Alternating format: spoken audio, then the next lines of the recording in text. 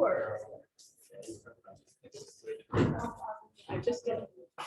It's so sad. Things that I need checking up on to make sure the Zoom recording is going. No, he's probably right. Okay. So I started preparing this lecture on biogeochemical proxies from IOPs and felt a little bit like I had jumped from like one part of the course to another part of the course. So I was like, how does this all fit together? And I thought maybe you guys would be in the same place. So I drew myself a little cartoon to like place it all in one place, right? So far in the class, we've gotten to IOPs, right, and radiometry.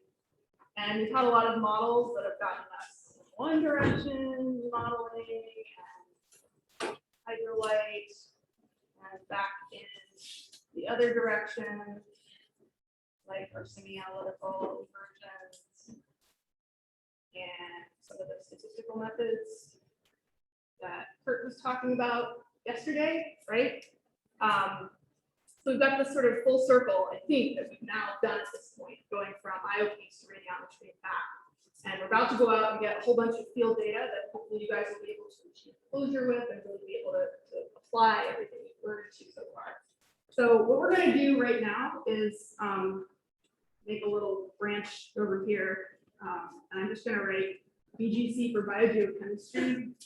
So we're sort of stepping outside the circle for a minute and thinking a little bit about how these IOPs, which are kind of our characteristics of the water that link to the oceanographic things that we might be interested in. So we're starting to think about the scientific questions beyond just optics and radiative transfer, but where are we applying these things? This is where we are going in this lecture, sort of focusing on that area. So some of the slides in this lecture I'm borrowing heavily from things that Ivana Sitnich put together. She's our she's out in the ether. She's actually off in Croatia right now, but we'll be back with us, I think, next week over Particulate. So not Particulate. Oh my gosh. And there's some modifications that I've added as well.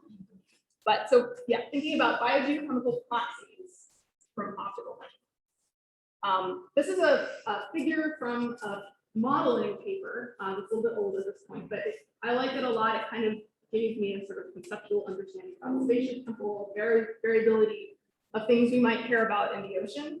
This was Abraham, 1998. But basically, the top panel here is just a model of the I don't know if you can see the X and Y axes very well, but it's just a patch of ocean scaled in kilometers, right? And the upper panel is meant to illustrate the carrying capacity of the water for phytoplankton. So you could think about this as the right temperature and nutrient conditions or whatever. Right? This is the physical sort of underpinning that it's allowing phytoplankton to grow.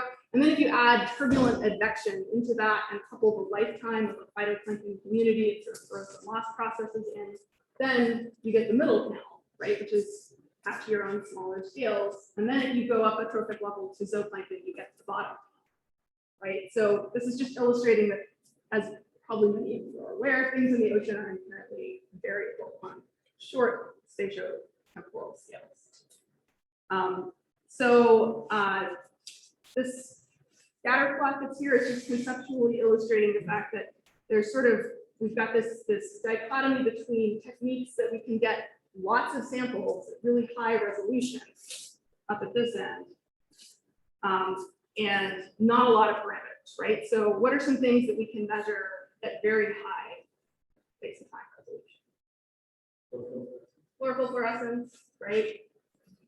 Temperature, salinity, right? Some of these things that we get well-calibrated, very fast repetition measurements. And then we have things at the other end of our scatter plot, like, I don't know, what are some of the things that you measured in PhD, Nick? That dissolved organic carbon, or even if we wanted to get like into, like VOC composition, right? Sugars, amino acids, right? There's a lot of important information about what's going on in that patchy ocean, but contained at these difficult scales where we have to do a lot of work to make the measurements. So the idea with developing optical proxies is to try and connect those two sampling scales. So in order to tell us something, maybe just empirically or statistically about the harder to measure things, like, I mean, even chlorophyll, extracted chlorophylls, right? How many data points did you get per hour of work from extracted chlorophyll versus an in situ chlorophyll barometer, right? So the construction of a proxy is meant to give us some connection between things that we can measure at the actual scales that we care about in the ocean, with things that that are more well defined, but perhaps take more time and cost.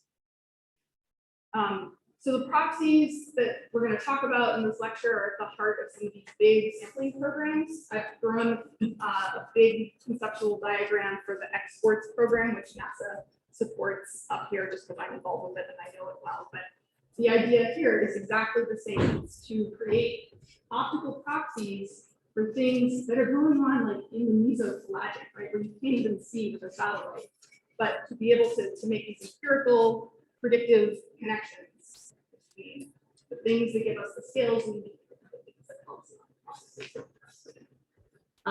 NASA supports a lot of programs like this. Exports is just one. It's not just the development of, it's not just the Cal-Val satellites, but also what you do with that information and where can we push the science with that information. All right. So why proxies? I left this slide in from the bottom. More data up in the upper corner there, but this is one of many similar figures you guys have probably seen before. We're comparing the time scales of processes that we might be interested in, and the space scales of processes we might be interested in. And if we're for instance thinking about phytoplankton blooms and zooplankton grazing, right? Which are connected to, say, carbon flux in the deep ocean, things like that. And we're talking about scales of 10 meters to 10 kilometers, right? And days to months, right? So we need to be able to access those time scales with measurements. This is just another visualization of the same thing. So some different time and spatial scales that we might be encountering or that might be giving us inspiration for the questions we're trying to answer. So remote sensing optical proxies are helpful in that we can both get at very short, high frequency, short distance measurements. And we also have this ability to get synoptic global coverage over decades, right? Which allows us to access both ends of that scale. So these kinds of proxies are pretty important. So it's also getting really, really easy these days to get, not just to have sensors that can record data and make observations on these short scales, but also platforms to carry them. So this is a collection of different platforms that are out there now, ranging from gliders. So this guy, moorings, sail drones, ships, of course, sailboats, that's the Terra stations, profiling floats. This artwork on the left-hand side is a wire walker. Terra's advisors art, actually. But it's like a wave-driven profiler that records really rapid profiles in time. So there's a lot of, and there's a manual, the original Thomas underwater vehicle. Yeah, so there's all these ways that we have now of deploying our sensors that give us the kind of coverage that we're after. So you guys already know, I think, a bunch of in situ optical proxies. Right? You get IOPs from the water. What does that tell us? What are some of the ones that you guys are familiar with or interested in? Just so I kind of know where you're coming from as I start to jet through all the remainder of the lecture. Just try them out. What are some things that we infer from?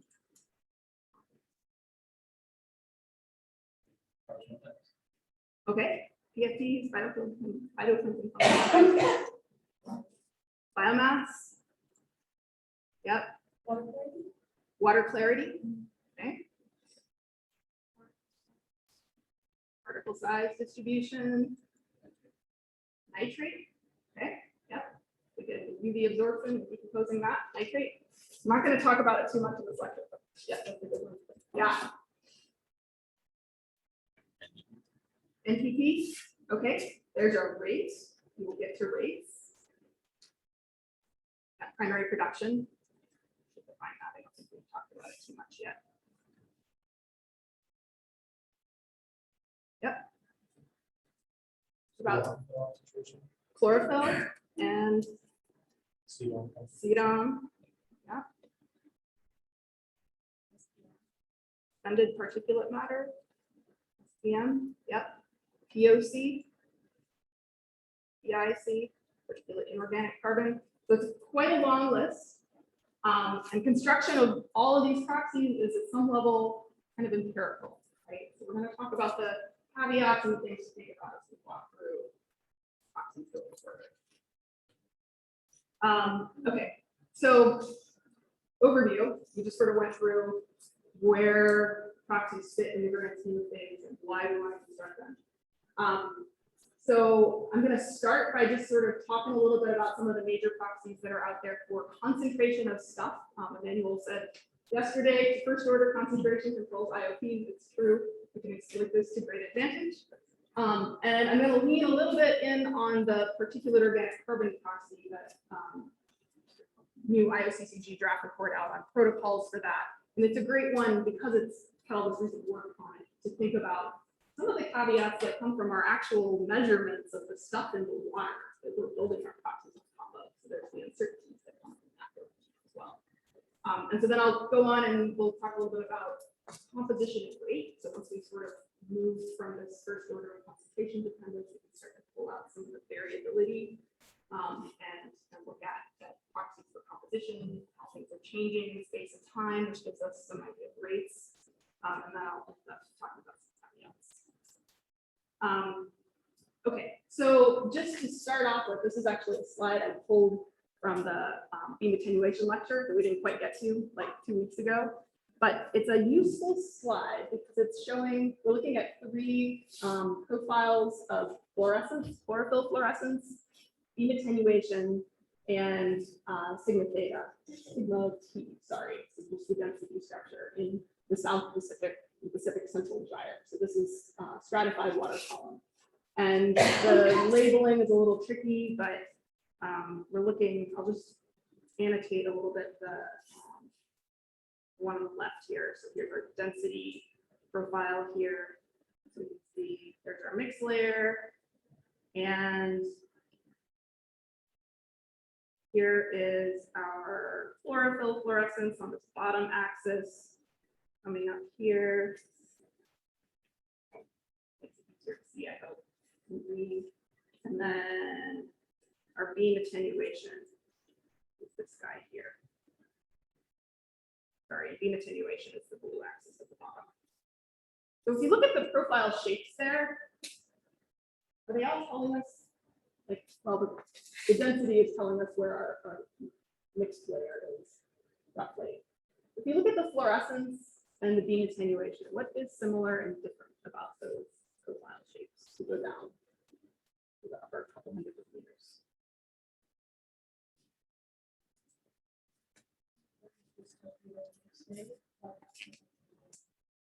So the beam attenuation increases just below the mixed layer.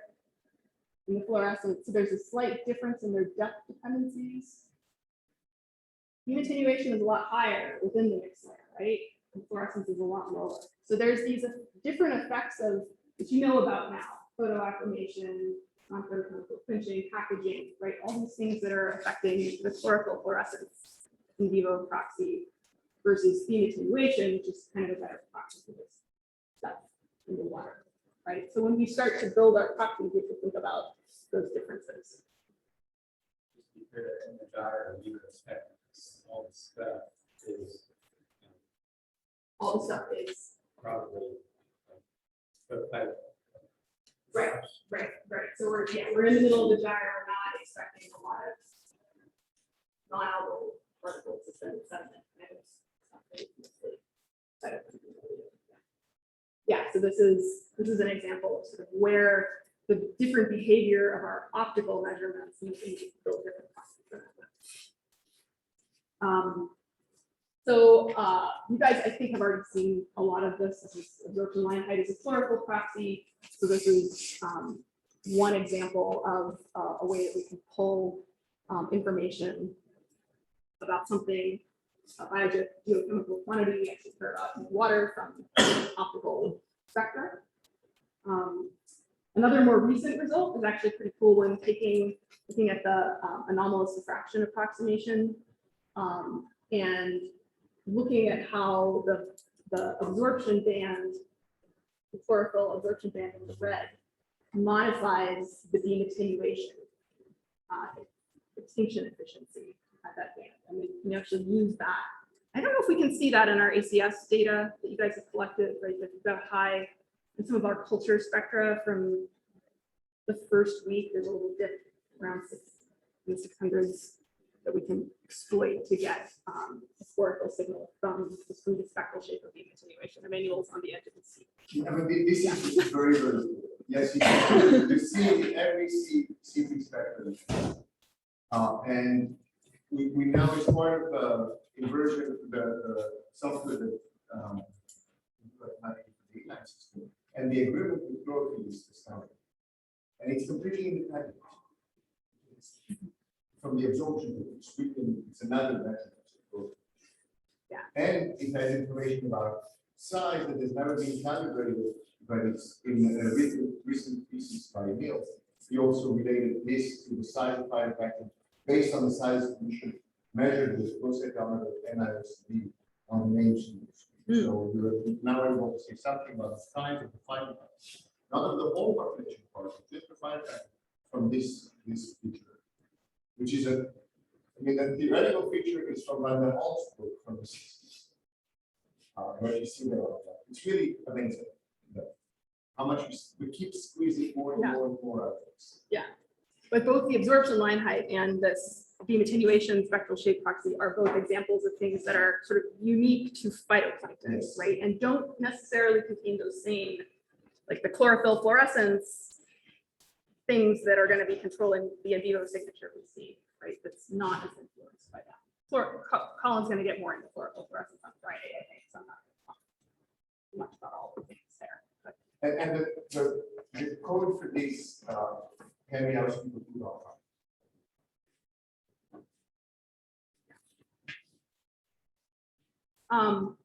So stepping forward from some of the phytoplankton pigment chlorophyll type proxies to POC, particulate organic carbon, and suspended particulate matter. I first wanted to spend a slide just talking about what these are. A couple of you guys have actually approached me with questions in the last couple of days. I was like, oh, probably should just do this. So POC and suspended particulate matter are two of the things we often build optical proxies for. And they are, when we say our first order control on IOPs is concentration, this is what we're talking about. So they're both sort of conceptually similar in that you're filtering a volume of water onto a filter and then you're measuring the mass of something on the filter, either the mass of the carbon in the stuff that's on the filter or literally the mass of the stuff, right? So the pictures up here are two standing electron micrographs of filters up close. The one on the left is a GFF filter, just like what you use to filter chlorophyll and NAPs in the first week of class. And this is actually from an aerosol atmospheric literature paper, but the point is the same, right? For the GFF, you can see there's these tiny little particles that are just kind of stuck to the fibers and embedded in there. Whereas the filter that's on the right is a polycarbonate membrane filter. So this is a thin plastic membrane that's got laser punched holes in it of a defined pore size. And so the one on the right is 30 times the magnification of the one on the left, because the particles are basically the same size. You can see them on the left very well. But you can see they're very fundamentally different filter media, right? A POC sample will take that filter and correct, well, I'll talk about this a little bit in a second, collect some very careful blanks where adsorption of dissolved organic carbon onto that filter, which is like a little sponge up close, and then combust it. So put it in an elemental analyzer, oxidize it into high temperature and high oxygen concentration. Measure the IR detector do not evolve gas, CO2. So that's how we get the carbon for POC. The suspended particulate matter is, instead of burning it up and measuring how much CO2 comes off, we'll make sure the filter is pre-weighed to start with very accurately, and then dry the material that comes onto the filter, rinse it so that the sea salts are gone, rinse it and then dry it, and then reweigh it to high precision. So you just are getting the accumulated mass. The blanks are different, right, for these different measurements. POC blanks, you have to worry about DOC adsorption. For mass, a mass blank, right, would be like the mass of the filter. So you want to use a really lightweight filter. Some of the aquatic methods that are out there for suspended particulate matter actually use a filter more like the one on the left. But in the ocean, we have salt. If you incompletely rinse the salt off your sample, then you're going to have an artificially high mass blank, right? So you need both a filter that is lightweight and doesn't retain salt. So a membrane filter I found works a lot better for ocean environments. You rinse that with fresh water to remove the salt. So yeah, so what kind of filter you use, what kind of blanks you collect, what you rinse your sample with, right? If you're doing POC, you can rinse with salt water or filtered seawater, that's fine. If you're doing SCM, you need to rinse with mildew or buffered mildew. How you handle this filter, how you store it, whether it's at -80 or dry, and then how you analyze it. There's lots of methods out there. SPM is less well defined for the ocean, but if you want to get a total mass measurement to index your IOCs against, that's the way to go. There's a recent IOCCG protocol for POC. It's got a lot of details. So if you're constructing POC proxies or thinking about that, it's a good document to check out. So POC, doing beam attenuation is a POC proxy we talked about a couple weeks ago. It's been around for a while. Gardner did this earliest, and you get a very good relationship between POC and beam attenuation.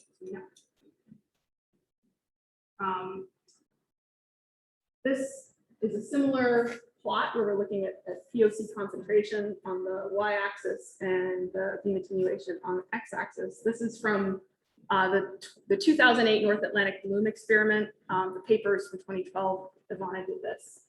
But basically, she's plotted, the gray circles are all the data from the NAV08 experiment. So these are all collected in a Lagrangian fashion, following a water parcel as it evolves through the spring bloom. Right? So there's particle characteristics, phytoplankton communities, et cetera, changing over time, but we have this pretty good POC proxy. On top of that, so I think the red line is per type 2.6. And the dashed, there's 3 dashed lines on there that are coming from different previously published studies. So Wolf Gardner's database, global database of POC and attenuation, some of Jim Bishop's work and John Marr's work. So you can see that there's fairly decent agreement, right, between these different BC to POC slopes. We add particulate backscattering into the mix. So this is the same, the gray dots and the red line, same study. We're still in the North Atlantic Bloom experiment. And then we've got 3 different fits from other studies as well. So Stransky, Balch 2010, and another Stransky study collected in different environments. I will say that I think the Stransky et al. Were from, or at least the one with the very high slope, this guy, was from an Arctic environment, and the Balch study, Southern Ocean, high latitude. Balch is Southern Ocean. Is that what you were saying? This was from Particulate before, I think. One of yeah. Okay. So, okay, so they're both Southern Ocean. So there's a lot more variability in the backscatter and the POC curves. Why is this? What is our IOP proxy responding to here? It's different between the two. You can think back to where we've done with this stuff so far. Okay, so it's a lot more sensitive to particle size, particle structure, refractive index, right? So some of these second order controls matter more for the beam attenuation, or sorry, the particular backscattering relative to the. We have different things to think about as we start to build this proxy.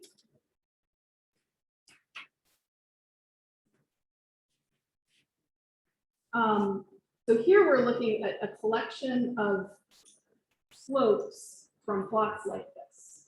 Right? So POC to beam attenuation. Slope has units of milligrams per square meter, right? So that's what we're looking at here. We're sort of condensing all that information from many, many different regions and different studies. And you can see that there is, they're all sort of the same order of magnitude, but there's definitely a change. And if you look into the details of these studies, as you go from these lower beam attenuation, higher slope environments to the higher beam attenuation, lower slope environments, there's an increase in the cell size, right? So we're going to places that have smaller cells, more POC for attenuation.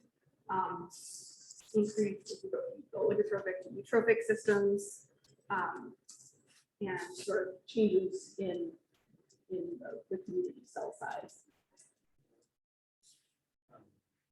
So this is a relatively nothing else has been done that you see except for the time that you see. Yeah. So this assumption is that uses reliable. Yeah. You see this environment. Yeah. So POC is primary driver, but there's certainly second order variability in there. And you can see that there's the cell size dependence. Set like oligotrophic. Is that reasonably well generalizable across ocean, like in the red? POC is the main driver of POC. I would say the open ocean, right? So if you start to get into H2 waters, then these particles are going to be other higher density materials and mineral stuff. Yeah. Let's see. I'm going to skip over this study. I'm going to skip over this figure.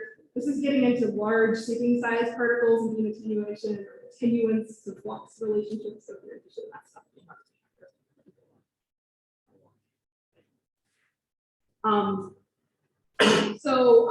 So a lot of the variability in these POC and BC measurements that we see it's due to in water, phytoplankton, cell size type variations. But we also have this effect in a lot of earlier studies of a variable blank that may not have been completely corrected for. So what people have found is if you filter water onto a glass fiber filter, there's going to be some retention of dissolved organic carbon on the filter that's going to cause a blank that is dependent on the volume filter to some extent. So the upper panel here is showing you filter your POC onto one filter, and then you collect the filtrate and put that onto a subsequent filter. You see this increasing, but eventually saturating amount of carbon that sorbs to the filter that is not particulate, right? So this is this DOC blank. And there's a couple of ways that have been proposed to correct for it. One of them is to just always filter two. So stick a second filter in line behind your first filter. This definitely gets you the right DOC correction, but it also doubles your analytical costs and doubles your filtering time, right? So you have to think about that. And it's also not, it varies from place to place, right? The character of the DOC, the quality of the DOC, how much of it there is, will also affect how much sorption there is. So you can't necessarily just get one blank and hope that it works for your whole transect. So there's those kinds of questions. So yeah, in some settings, it works well to just do a regression, basically. So do a DOC filtered versus volume regressed, figure out that line, and you can apply that to samples, a set of samples that are collected kind of with the same type of DOC, or you might need to do filter blanks. So the Chavez 2021, which is actually the most recent version, should be, I think it's 2021 now. This is the POC methods ISUCG protocol document that I'm referring to. So we can actually fix that. Yes.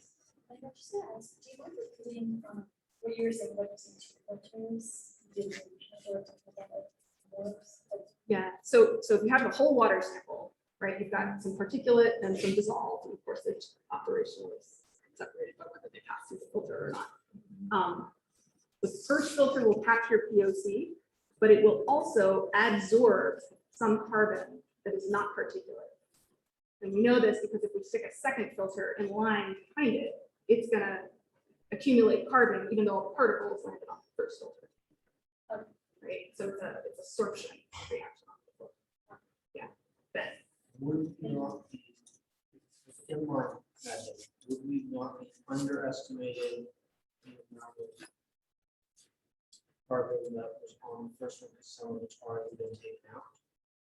Right. So, so this idea that you kind of saturate over some, there's a sorption capacity of the filter, right? So the filter will absorb as much as it can up to a point, and then there's still DOC left that can sorb onto a second filter.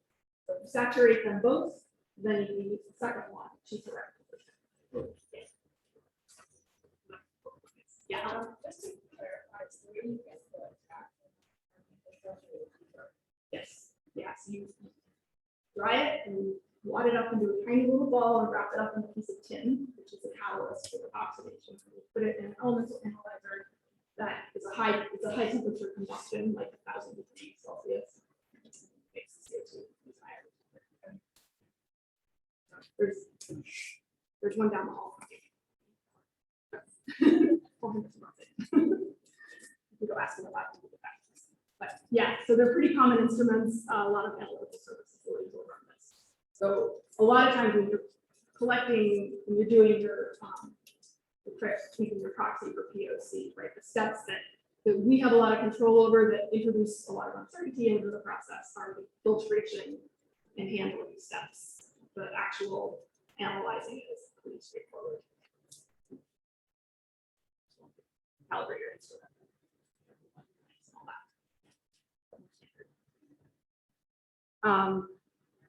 So how does this sort of thing impact our measurements? Well, our measurement for remote sensing results. This is NASA's current POC algorithm. It's a blue-green band ratio, since 2008.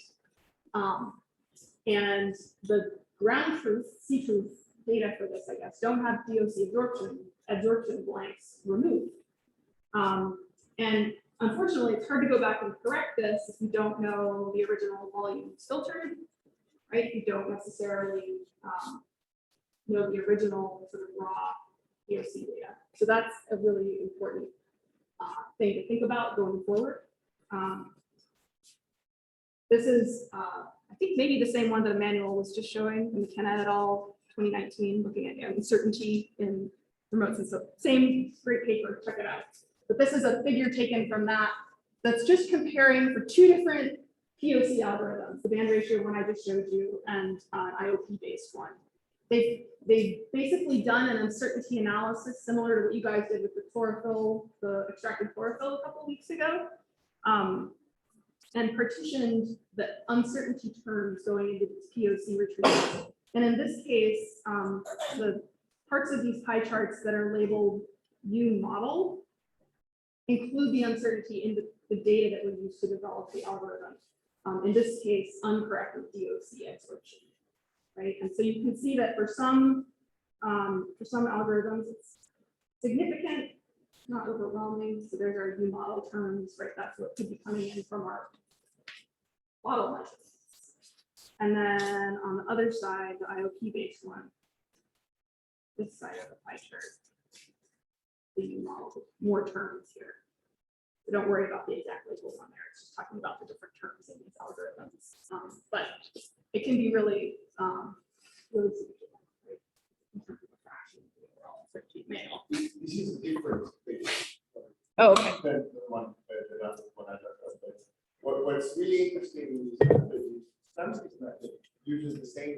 used to get over it. So it's really, in a sense, an absorption. Mhm. But the IOP based method tend to have to use backscattering as the source for it. So whenever you think about them, if they're not independent, again, it goes into this, because chlorophyll is what's driving the relationship, or is it beyond chlorophyll? What degrees do you see changing? Right. Mm.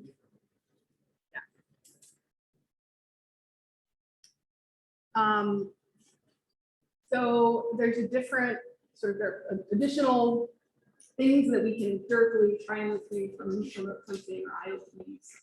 Phytoplankton carbon is one. So this is from a paper by Jason Graff a few years ago. He takes a sorting flow cytometer. So it's kind of like the flow cytobot, only it's got, it's side scattering and chlorophyll fluorescence triggers.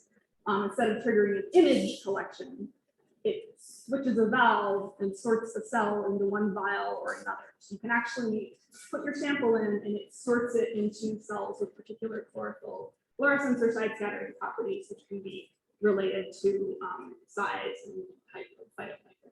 So then you can go and get the carbon that is specifically cells of a particular type and then regress that against backscattering. So this is where our phytoplankton biomass, phytoplankton carbon algorithms come from. So this is just a BBP versus C-phyto, right? Empirical, but it works pretty well in environments where phytoplankton, right, is sort of backscattering. And it's the basis of a lot of these different algorithms that are used to determine primary production or other ecological rates.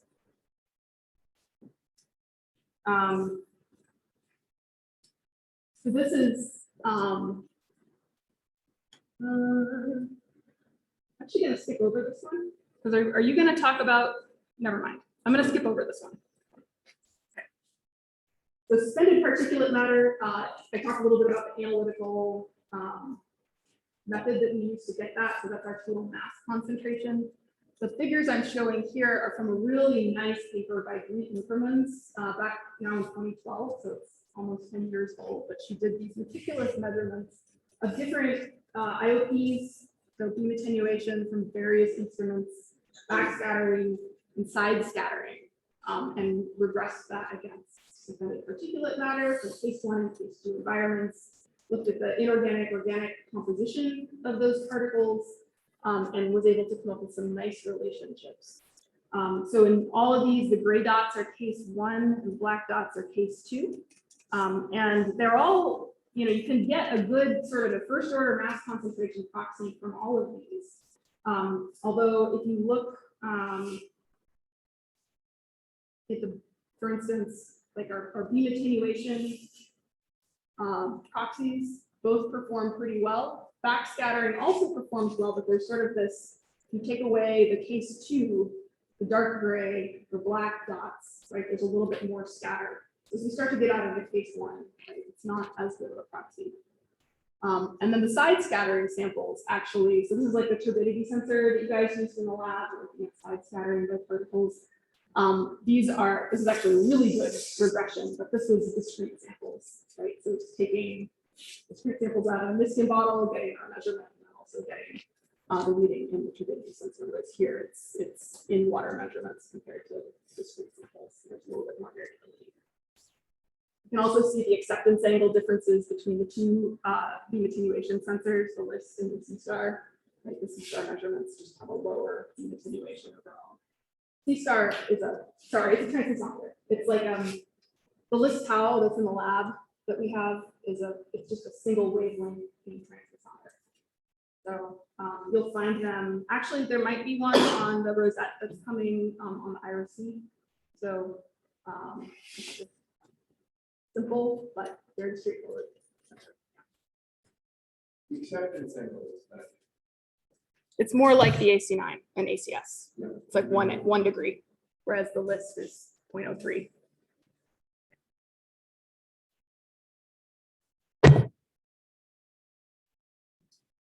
So we've been talking about particles. If we think about what goes through the filter, dissolved organic carbon, right?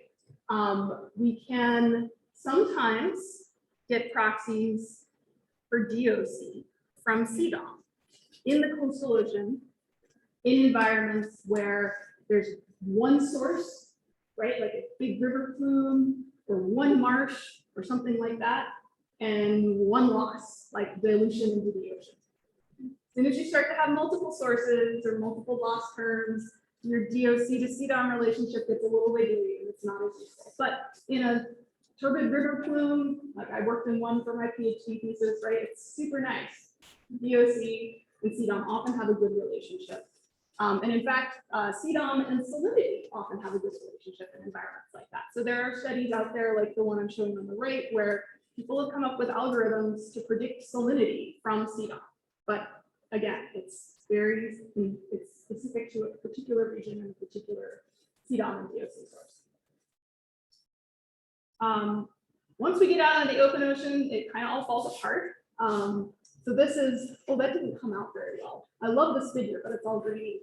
So this is just a little like Venn diagram with some structures and vector to kind of help you a little bit visualize this relationship between DOM, dissolved organic matter, colored dissolved organic matter, which is a smaller subset, and fluorescent dissolved organic matter, right? So they're not the same thing, and there's lots of changes in properties that happen. In general, we see this sort of increase in conjugation, so like the alternating carbon double bonds and aromaticity, so benzene type rings attached to things, and carbon to hydrogen ratios.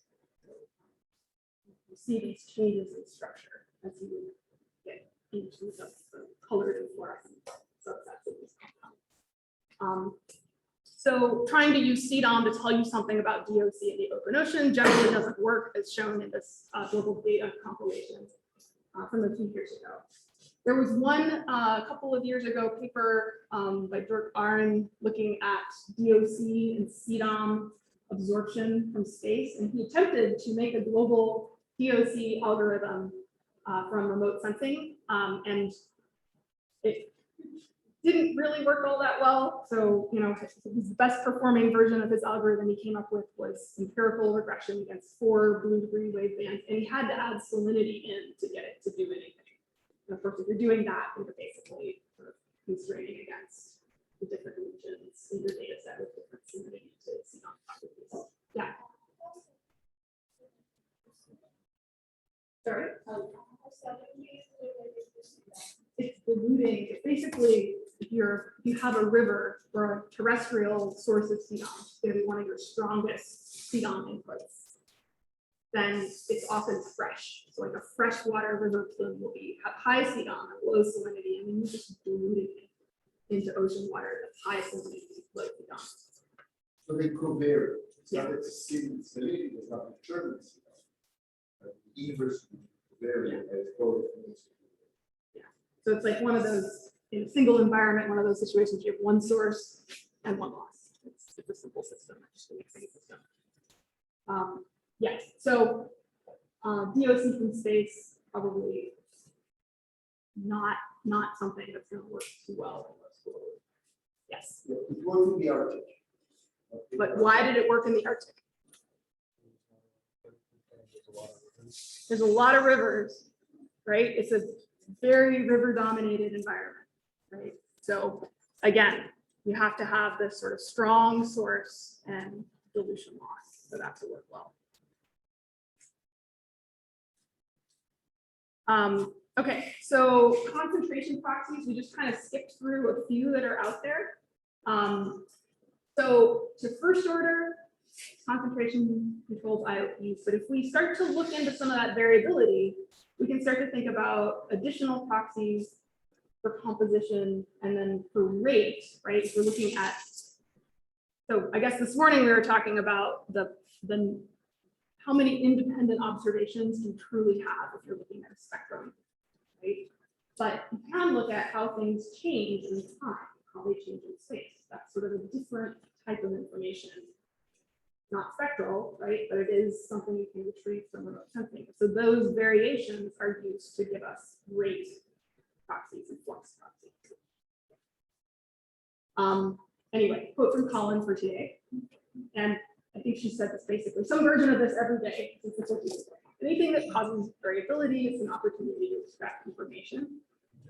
And then this cartoon was from Ivana's version of this lecture a couple of years ago, but I thought it was funny. As Rufus well knows, there's an opportunity. So, yeah. So for instance, kind of jumping back to our DOC, in coastal environments, we've seen, there's been a couple of studies that have shown that in the deep UV, the ratio of the spectral slope in between the 275 and 295 nanometer region, the ratio of that slope to the slope between 350 and 400 nanometers is actually, yeah, so we're not doing it from space, but in situ, it's a proxy for DOC proxy. Yeah. When you say deep UV, do you mean like less than 250? Yeah. Less than 300. Less than 200. Okay. Yeah. So this is something you really can only do with a laboratory instrument, but it provides a proxy for DOC molecular. So but again, this is one of those things that has to be empirically calibrated for a particular environment. I'm not going to spend a ton of time on this because you guys have seen it like 5 times now, but the fluctuation-based particle size proxy is also one where we've got variability, right? In this case, variability in time in our signal that can be exploited to get information about particle size. In this case, Nathan Briggs was able to use it to show the shift in the mean diameter of particles during this transformation in the North Atlantic bloom from the bloom to the peak to the crash. This is a paper that I wrote now a few years ago as well, but looking at particle IOPs in a hot hydrothermal plume. So in the rising plume region of the mid-Canaan rise, which is in the Caribbean, kind of near Puerto Rico and Jamaica. And this was at the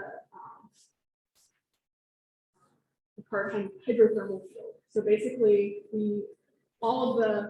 most of the sensors, like the AC9 and the list measurements that I made were all shipboard. So we brought up discrete measurements from an ROV that was able to sample very carefully in the first, tens of meters above the vent, and then from sensors collected by a misting bottle on a CTD farther up.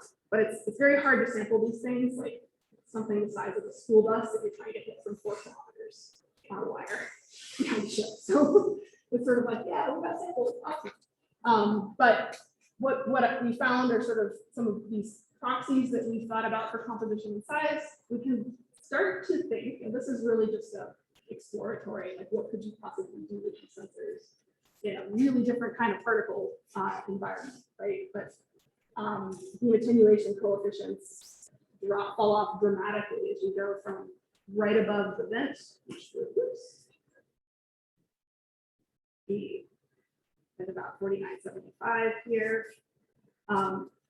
They fall off by orders of magnitude as you go up through the rising plume as particles start to precipitate.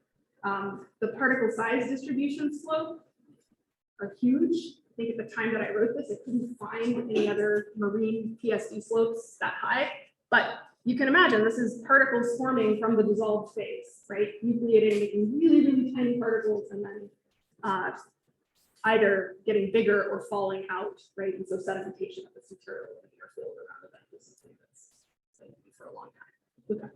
Why are the transmissometer readings so different on the up and downcast? That's a great question. So transmissometer in this case was mounted on the bottom of the CTD package, and that's often where you'll find it. So on your downcast, it's seeing the undisturbed structure of the plume, right? And then as it comes up, now it's in the wake of the giant CTD package, and so it's seeing things that have been all mixed up. So it's there. I put both on the plot because the downcast shows you the real structure of the plume. The upcast is where we got the wobbles. So I show that my shipboard AC9 measurements, which are the white circles, matched very nicely the C star that was on the rosette. So that was just sort of a, I'm seeing the same thing in my model versus in situ samples, but unfortunately the upcast samples were. Yep. put the AC9 on the CTE and then take it off, or do you two No, AC9s? it's just in the lab. Yeah, this was borrowing Emmanuel's AC9 because I wanted to see if this could be done, basically. And yeah, I think I don't know if that one was, I don't think AC9s are they rated to more than 2,000 meters normally? It's like yours, yes, they can be. Right, but yours like a regular No, is 600 meters. 600 meters. 600, right? So that's the other reason. 5,000. So yeah. So that's why I have a titanium AC9 that hasn't been calibrated in a long time. Yeah. So anyway, you can see these cool, very short spatiotemporal timescale processes, right? Where you really would like to have optical proxies to get at what's going on there. There's a sort of a neat relationship that came out between just the attenuation coefficient and the total acid extractable iron concentration. Right, so this is probably mostly iron sulfide particles that are precipitating in the near field and then oxidizing and becoming iron oxyhydroxide in the farther sort of neutrally buoyant fluid. And if you look at the single scattering albedo of these particles, scattering over absorption, there's also this neat divergence between iron sulfides and iron oxides. So it's actually an absorption band in the red that iron sulfides have, the iron oxides. Whether black versus red. See that as well. This was laboratory measurements. Anyway, I'm going off of something I think is cool, but it's 5,000 meters deep. So, Emmanuel also spoke a little bit about this. I won't go on it too long, but this is Ali Chase's paper getting at phytoplankton community composition by decomposing the ACS spectra into a series of Gaussians in the upper left-hand panel there, and then relating those peak absorptions to different diagnostic patients. From that, she's able to get phytoplankton community composition. For an example, the phycoerythrin proxy distribution that's in from the Terra Oceans campaign in the lower map. There's also sort of simpler proxies that we can pull out of the relationships between IOPs. So this is from a paper, also North Atlantic Bloom 2008 data set that Ivana wrote. And what she's, it's actually better to start on the right hand panel. Basically, if you take the ratio of the chlorophyll fluorescence to the backscattering coefficient, and then compare that to the fraction of the phytoplankton community that is diatoms. And this was from imaging flow, not imaging flow cytobot, I think just flow cam.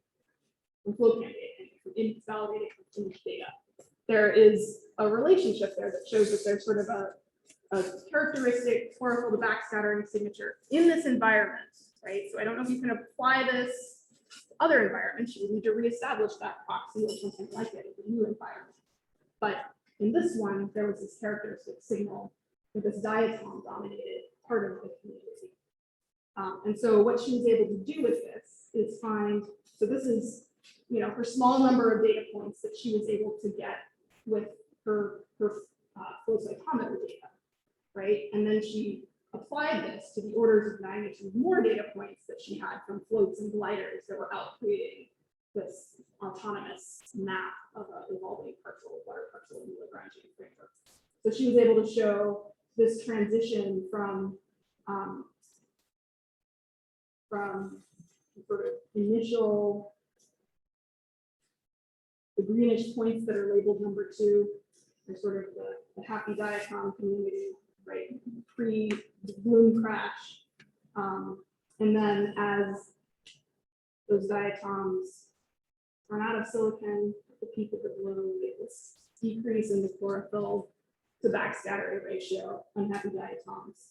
The bloom crashes, and then finally there's, we're just going to draw a lot of dots, right? With this sort of small recycler dominated community that the succession that comes in after the bloom crashes. So you can just see this shift in. Should I draw something different for the, no, dots works? Okay. Otherwise, we could be very but she was nicely able to demonstrate the succession of phytoplankton communities through just the simple ratio of 2 different But again, these kinds of empirical relationships are really only as valid as you can get good calibration data for them. It can only really be applied in the environment where they were developed. So rates and fluxes, I'm just going to very quickly go through this because we're short on time. But basically, I know, but I don't want to, I don't have that much left, so it's going to be, yeah. So the change that we see, we have this ability to measure these proxies over synoptic time and space scales at high spatial and temporal resolution from autonomous platforms. We're not just looking at, one pixel at one point of time. Look at how that information changes over time. And those rates of change tell us about rates in the environment. Often that's what people are actually trying to go for with these. So for instance, we can look at how they change in vertical space and get at carbon export from the mixed layer to the deep ocean. If we're looking at the change in the backscattering over time and over depth, and we turn that into POC with an empirical algorithm, then we can look at carbon flux by small particles that generate a backscattering signal. We can look at changes in stocks estimated from remote sensing and IOPs at the surface to look at net primary production, and look at estimated growth rates by looking at the amount of light that's coming in and the chlorophyll to carbon ratio of the particles that are at the surface to get at that primary production and shifts in composition, right, as we go from POC to POC. This is a very early paper, but one of the first demonstrations of looking at the diel cycling in an IOC to estimate growth rates. So this was Dave Siegel. There's sort of relevant work in this vein by many others since then. So this is just one example, but if you look over time, this is CTD profiles collected 8 times a day, 20 years. And this is just the day along the x-axis. The top panel is just the beam attenuation. So you can see there's this increase during the day, decrease at night. And the dashed line going along it is just the running average going through there. So if you subtract that running average, then you get the middle panel, the heavy line, which is just our daily fluctuation up and down relative to the peak. And then the dashed line on the bottom is par, right? So we've got our light, and we can see that the rate that beam attenuation differential goes up and down is going to tell us something about the growth rate. Yeah. No, sorry. So this is one way of extracting growth rates. This was, as I said, done with 8 times a day CTDs from a ship. Now we can do it at very high resolution with, this is Melissa Oman's data from a wire walker deployment. And you can see the lower panel, the POC concentration derived from beam attenuation. So this is a profiler going up and down, like probably once an hour, maybe once a half hour even. That's only to 150 meters. And you get this incredibly high resolution POC field, right? And so then you can look at any depth, right? So here we're at the 0 to 10 meter depth range in the upper left-hand plot, looking at the increase and then the decrease in POC over time. She also had a par sensor on here. And so from this set of data, she's able to start getting at specific growth rate groups just from this autonomous data set. There's some pretty powerful things you can do by looking at the fluctuations in time and also in space. I'll let you go there with this data that I'm showing you to get at rates manual. One assumption in that is that loss processes are constant. Right. So the rate of loss is constant. Is that it's the same as it is at night. Days. Yeah, so there are assumptions that go into this. Of course. Yeah. I'm just saying. Yeah.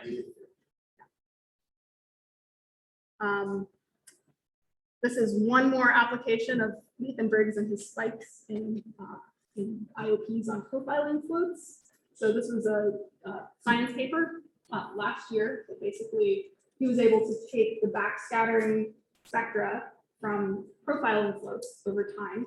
And just by filtering, low-pass filtering the data, separate the spikes from the mean signal, and then come up with a proxy for the amount of loss of large particles as they sink into the interior of the ocean and the generation of small particles as those large particles fragment.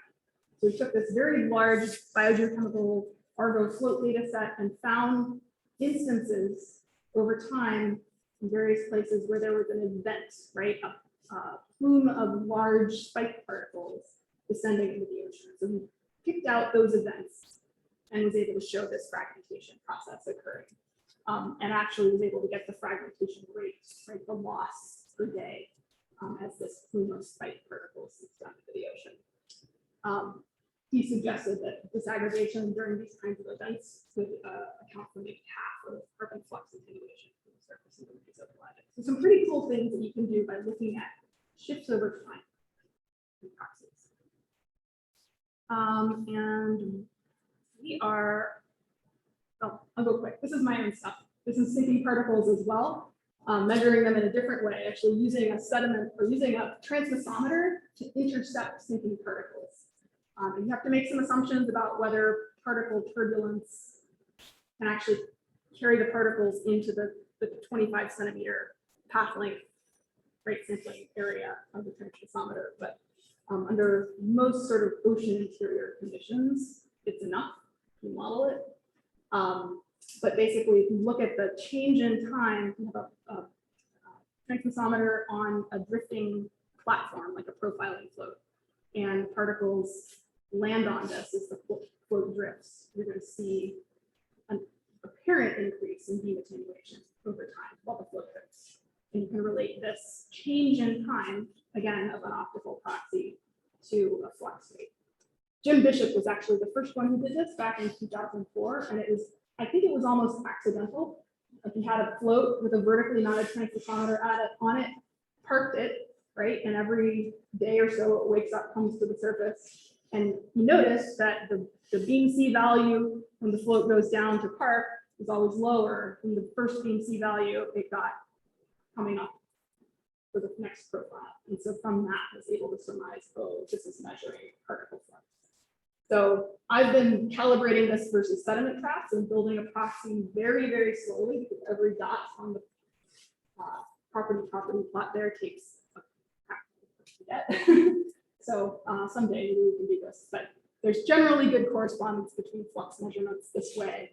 And for instance, the that sediment trap time series, look at the distribution of these data over time. So last thing to talk about is just caveats of these empirical proxies. They are all empirical.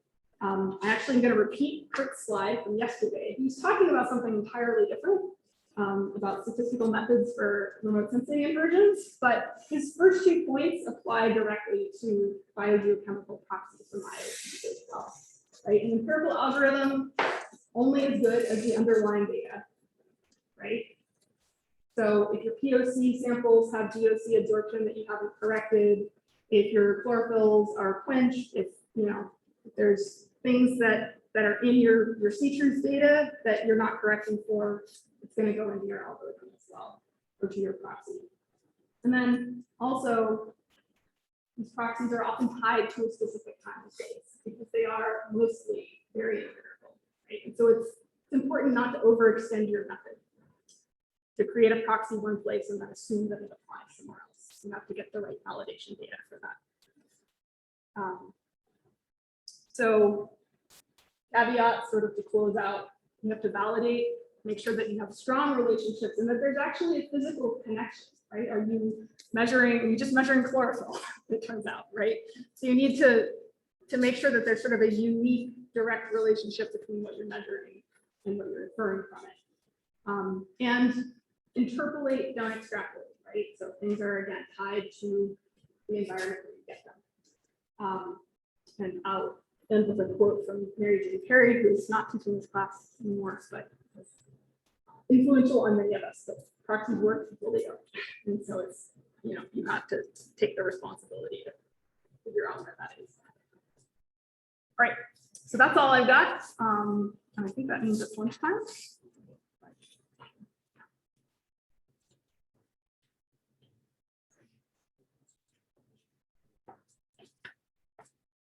Yeah.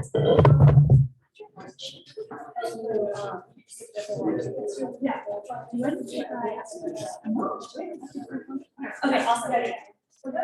This is the Briggs 2020. I think so. It was.